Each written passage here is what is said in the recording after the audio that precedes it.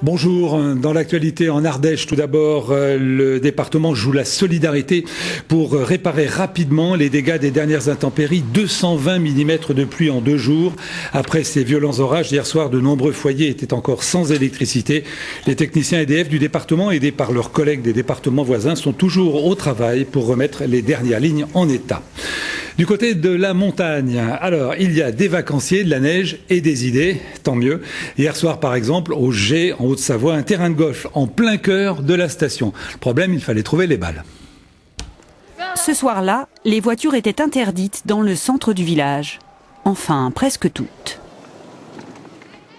Autour du chaudron, un drôle de club s'est réuni. Une trentaine de golfeurs amateurs de nouvelles sensations. Ok les garçons, il faut vous mettre en place. Vous rejoignez vos trous. Et voilà, c'est parti. Attention en balle.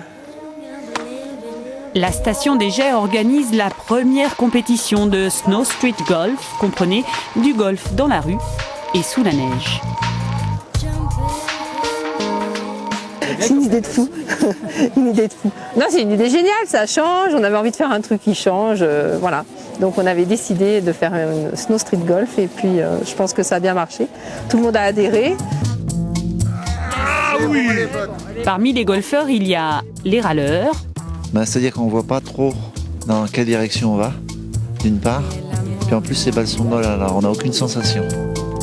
Les stressés. Bon alors, tu retrouves la balle là, parce qu'on ne retrouve pas la balle. Là, on a perdu la balle, il y a 1 mètre de neige. C'est difficile, hein, les conditions sont vraiment difficiles. Mais un beau tournoi, je pense qu'on est bien placé là pour l'instant. Et les enthousiastes.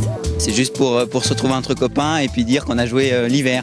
Voilà, c'est pour s'amuser, c'est découvrir le golf d'une autre façon que l'été. Au final, aucune vitrine de magasin n'a été brisée, mais un record battu.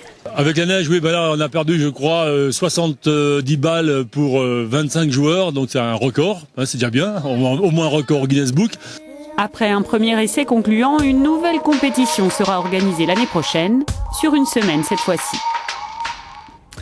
Pour terminer, en Auvergne, le Grand Prix du 31e Festival international du court-métrage est revenu au film italien Muto, ce qui veut dire muet, du réalisateur Blue. Plus de 400 films ont été projetés, 107 pays étaient représentés. C'est un film produit par l'École nationale des métiers de l'image et du son qui a remporté le Grand Prix de la compétition nationale, intitulé Forbach. Il sanctionne la fin des études de Claire Berger. C'est peut-être un futur grand nom du cinéma. Allez, la suite de 3 partout, Bernard Portugal, Fred Lefrançois et leurs équipes.